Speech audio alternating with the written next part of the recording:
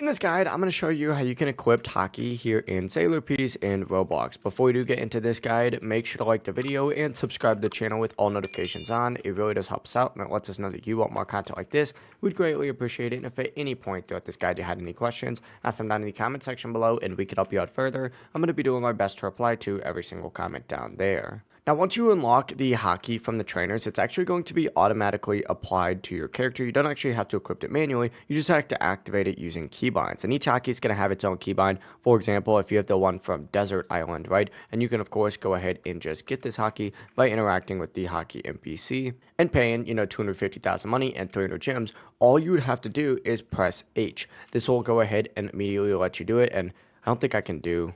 Let's see if I just hit this guy maybe like once. Oh, never mind. They're just going to die immediately. But essentially, yeah. If they'd attack me, I'd automatically dodge. It's pretty nice. The Armnet Haki is going to be G, and this coasts your weapon and gives you a damage boost starting at 25%. And the Conqueror Haki is passive, so once it's unlocked, it's always going to be active and gives you a constant aura boost. You just need to reactivate the Armnet and Observation every time you join a new server. If the keys aren't working for you, you probably haven't unlocked them yet, so make sure that you go ahead and do that. I obviously already showed you the Observation one. The Armnet one's going to be on Snow Island, and of course, the Conquer one is on Shibuya Station, all of which we've made videos on in the past. If you guys have any questions, ask them down in the comment section below, and we can help you out further. I'm going to be doing my best to reply to every single comment down there. Before you do leave this guide, make sure to like the video and subscribe to the channel with all notifications on. It really does help us out and lets us know that you want more content like this. We'd greatly appreciate it. Have a great rest of your day, though.